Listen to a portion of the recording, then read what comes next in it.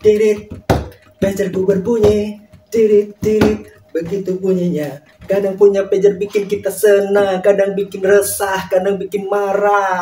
Yeay, Jadulers! Lu nggak asing sama lagu itu tadi kan? Betul, lagunya Sweet Martabak yang judulnya Tiririt, yang rilis pada tahun 1997. Lagu tadi itu hits karena liriknya yang bercerita tentang tren penggunaan pager yang lagi hype masa itu. Nah, pager adalah salah satu alat komunikasi yang populer zaman itu sebelum masuknya handphone. Oke Jadulers, di episode kali ini gue akan membahas mengenai sejarahnya pager. Check it out. Hey, berita misalnya, let's take a ride.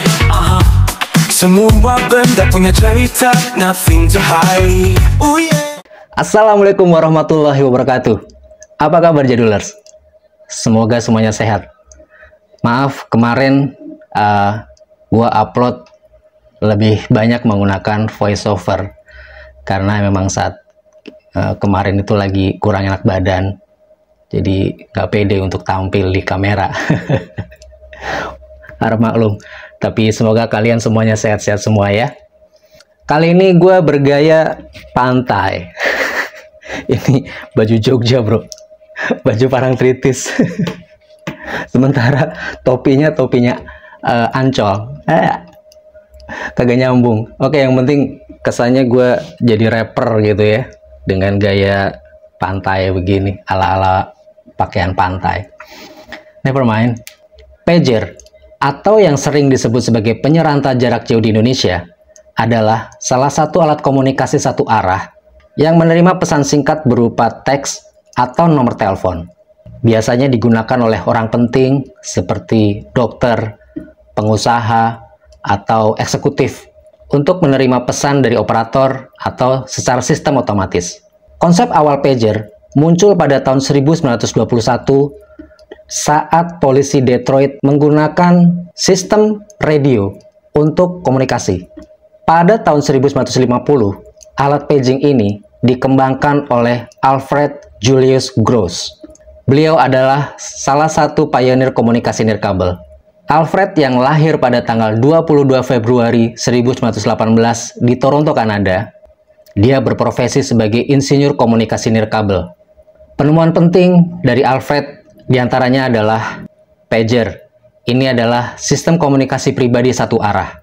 Kemudian walkie-talkie. Beliau mengembangkannya bersama tim militer Amerika Serikat.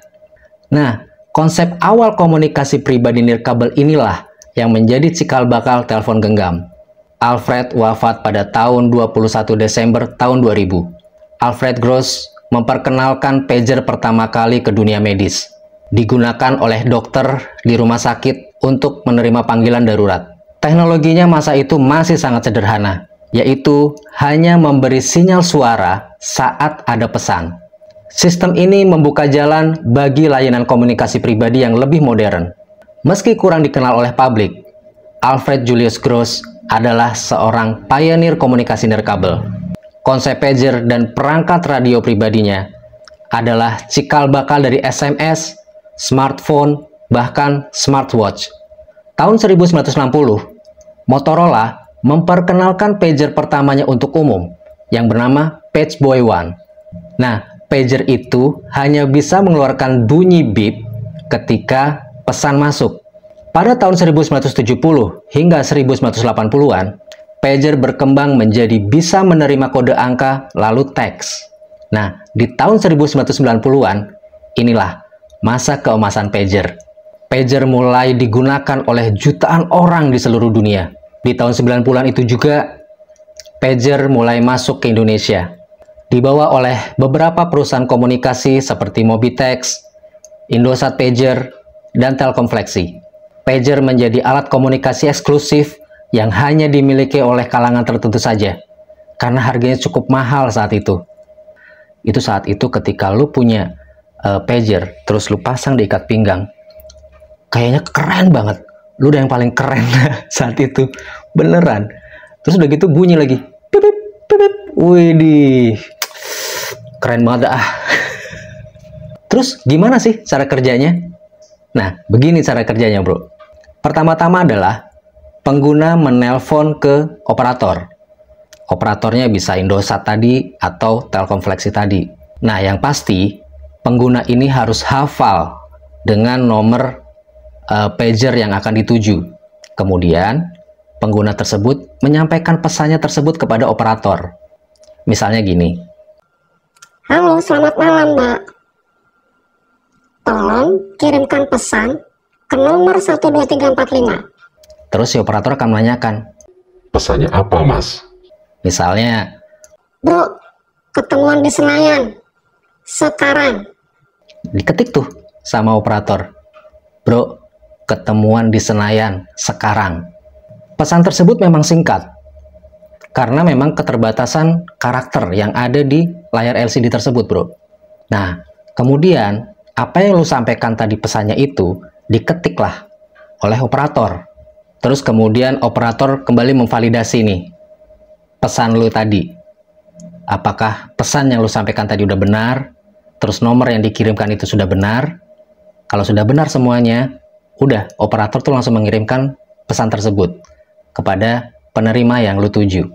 Jadi sebelum ada handphone zaman dulu, bentuk komunikasi pribadi seperti pager ini udah sangat keren saat itu. Karena kebanyakan komunikasi yang paling sering itu kan menggunakan telepon meja tuh, telepon rumah gitu kan. Nah, ini ada teknologi baru nih, yang mana lu bisa bawa-bawa kemana-mana si pager ini. Jadi lu ngerasa lu punya komunikasi pribadi nih, yang cuma lu doang yang tahu. Yang pada dasarnya sebetulnya ya itu juga nggak rahasia juga, karena operator itu tahu kan pesen lu. Bahkan mungkin kalau misalnya ada yang terkesan, aduh saat itu sempat brutal juga sih ya, ada yang memberikan pesan jorok gitu, memberikan pesan yang nakal, memberikan pesan yang nggak pantas lah gitu. Tapi mau nggak mau operator tersebut harus tetap mengetik dan menyampaikan pesan tersebut. Nah, selanjutnya ada beberapa jenis pager yang pertama muncul di Indonesia. Yang pertama adalah Motorola Bravo. Motorola Bravo ini merupakan seri pager yang pertama yang populer masuk di Indonesia pada tahun 90-an. Bentuknya simpel. Layar cuma satu baris dan hanya dengan bunyi beep. Itu aja. Ada juga versi Motorola Bravo Plus, di mana Motorola Bravo Plus ini bisa menampilkan pesan teks singkat. Kedua seri pager tadi dipasarkan oleh penyedia telekomunikasi seperti Telkom Pager, Indosat Pager, dan Mobitex.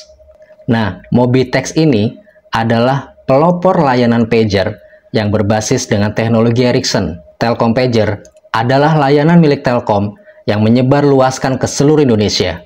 Nah, Indosat Pager atau Skytel ini lebih terkenal di akhir tahun 90-an. Nah, sebelum seri Bravo dan Bravo Plus, Motorola juga sempat memperkenalkan pager dengan nama Pageboy One, tapi tidak terkenal di Indonesia. Bravo series lah yang benar-benar booming di Indonesia, khususnya saat pager menjadi gaya hidup eksekutif muda pada tahun 94 sampai tahun 98. Di beberapa negara seperti Jepang dan Amerika Serikat, pager digunakan cukup lama, terutama di dunia medis, karena kestabilan sinyalnya.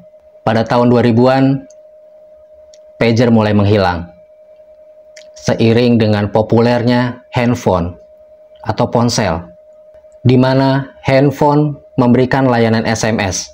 Mengirim pesan lewat SMS atau handphone itu jauh lebih cepat, tanpa perlu operator. Di samping itu, pager tidak mengalami perkembangan yang sangat berarti, karena sudah mulai tergulung oleh teknologi yang sangat berkembang di dunia handphone. Oke, itu tadi adalah pembahasan mengenai sejarah pager. Untuk kalian yang memiliki benda kenangan yang ingin disampaikan ke Berita Nostalgia, silahkan tulis di kolom komentar. Insya Allah, gua akan segera membahasnya. Ya, ditunggu loh request kalian semuanya. Jangan pernah lupa untuk subscribe, like, komen, dan nyalakan lonceng notifikasinya Jangan pernah lupa juga dengan berita nostalgia, karena semua benda punya cerita. Ciao. Dirit, pagerku berbunyi. Dirit, dirit, begitu bunyinya. Dirit. Hey, berita nostalgia, let's take a ride. Semua benda punya cerita, nothing to hide. Oh yeah. Lampu neon menyala, bayangan di lorong tua.